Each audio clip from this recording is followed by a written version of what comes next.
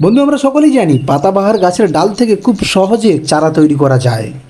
কিন্তু তারপরেও বিভিন্ন কারণে এই পাতাবাহার গাছের ডাল থেকে চারা তৈরি করতে গেলে আমাদের সমস্যার সম্মুখীন হতে হয়। তাই সব ধরনের সমস্যার সমাধান নিয়ে চলে এলাম তোমাদের কাছে। সর্বপ্রথমেই বলে দিই, যদি তোমরা বর্ষাকালে এই পাতাবাহার গাছের ডাল থেকে চারা তৈরি করো তবে কোনো সমস্যা হবে না। মাটিতে স্থাপন করো কিংবা টবে স্থাপন করো, খুব সহজে ডাল থেকে চারা তৈরি হয়ে যাবে।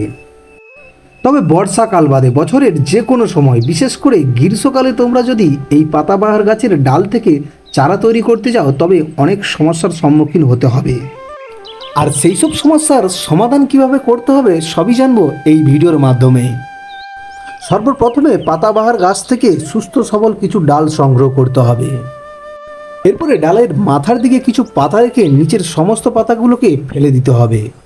এখন দেখো আমার হাতের মধ্যে কি রয়েছে, প্রায় সকলেই জানো, তারপরেও বলে দিচ্ছি, এটা হলো অ্যালোভেরা জেল। এই জেলের অনেক কাজ, সব কাজগুলো এই ভিডিওর মাধ্যমে বলা সম্ভব নয়।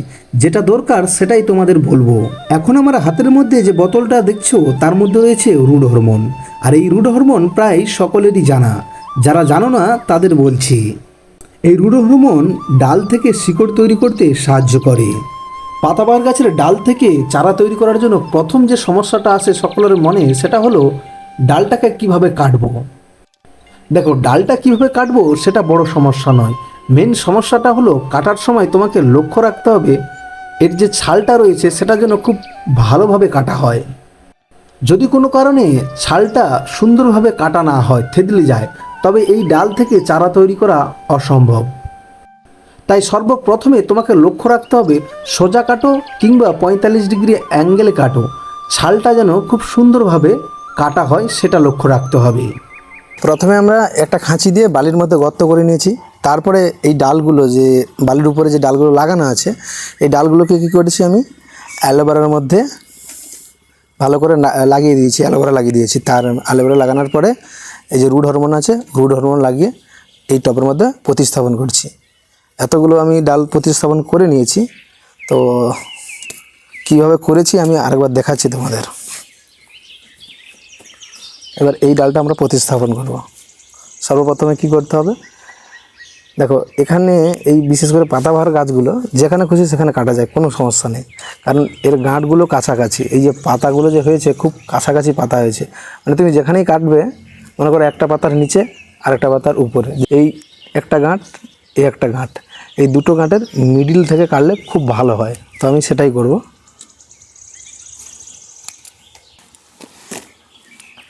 মেন জিনিসটা লক্ষ্য রাখতে হবে এই ডাল কাটার সময়, এই যে উপরের যে চামড়াটা রয়েছে বা উপরের যে ছালটা রয়েছে, এই ছালটা না যেন থেতলে যায়, খুব সুন্দরভাবে যেন কাটা হয়, সেই জিনিসটা লক্ষ্য রাখতে হবে। এরপরে কি করব, আমি অ্যালোভেরার মধ্যে ভালো করে এটা ডিপ করে নেব। নেক্সট এই যে রুট হরমোন আছে, এই রুট হরমোনে এর মধ্যে লাগিয়ে নেব।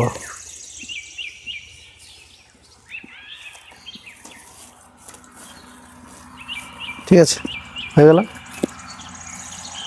এইবার আমি গাছটা এই টবের মধ্যে প্রতিস্থাপন করব। আমি আগেই বলেছি, আমি এই একটা খাঁচি দিয়ে এই বালির মধ্যে গর্ত করে নিয়েছিলাম। এখন সেই গর্তের মধ্যে এই ডালটাকে প্রবেশ করে দিতে হবে।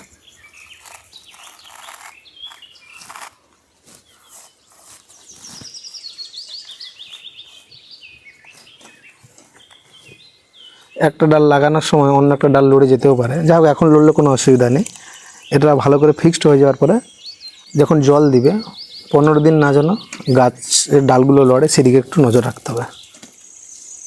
তো এখন এইভাবে আমি সব ডালগুলো টপের মধ্যে লাগিয়ে নিচ্ছি, তারপরে তোমাদের সামনে আবার আসবো। তো বন্ধু, আমি এই অ্যালোভেরা জেল এবং রুট হরমোন দিয়ে একটা টপের মধ্যে অনেকগুলো পাতাবাহারি গাছ রোপণ করে দিলাম। তো এইটার ভিডিও আমি 15 দিন পরে আবার তোমাদের কাছে আনবো এবং দেখাবো এর মধ্যে রুট হয়েছে না হয়নি, শিকড়গুলো কি খুব ভালো হয়েছে না খারাপ হয়েছে না একদমই হলো না। চলে এলাম 15 দিন পরে। এই সেই টব যেই বালির মধ্যে আমি পাতাবাহার গাছের ডালগুলো প্রতিস্থাপন করেছিলাম। এখন আমরা দেখব এই ডালগুলো থেকে শিকড় হয়েছে না হয়নি। তবে তার আগে বন্ধু, তোমার কাছে ছোট্ট একটি অনুরোধ। প্রতিনিয়ত ফল ফুল সবজির ভিডিও ছাড়া হয় এই চ্যানেলে। এতক্ষণ ধরে এই ভিডিওটা দেখছো, তার মানে তুমি একজন বাগান প্রেমী এবং গাছকে ভালোবাসো। তাই তো বলছি, একটু কষ্ট করে চ্যানেলটা সাবস্ক্রাইব করে দিও এমনই নিত্য নতুন ভিডিও দেখার জন্য। তো চলো বেশি না বকে এবার দেখা যাক গাছগুলো থেকে শিকড় হয়েছে না হয়নি। যাতে সুন্দরভাবে গাছগুলো বার হয় তার জন্য টপের গায়ে আমি হালকা হালকা করে আঘাত করছি। দেখো কত সুন্দরভাবে গাছগুলো আঘাত না পেয়ে টপ থেকে মাখনের মতন বেরিয়ে এলো। আর 15 দিন আগে যে কষ্টটা করেছিলাম তার ফল হাতে নাতে পেয়ে গেলাম। তোমাদের কাছে এই গাছের শিকড়গুলো স্বাভাবিক মনে হলেও আমার কাছে অনেক বড় পাওনা। তোমাদের ভালোবাসা পেলে আমি এমনভাবে এগিয়ে যেতে পারবো। ভিডিওর শেষে তোমাদের একটা কথা বলি, বাড়ির আশেপাশে কিংবা ছাদের উপরে টপের মধ্যে তোমরাও এমন সুন্দরভাবে গাছ তৈরি করতে পারো। মনটাও ভালো হয়ে যাবে, বাড়ির সৌন্দর্য বৃদ্ধি পাবে। তবে আজ এই পর্যন্ত, আবারও আসবো নতুন কোনো ভিডিওর মাধ্যমে।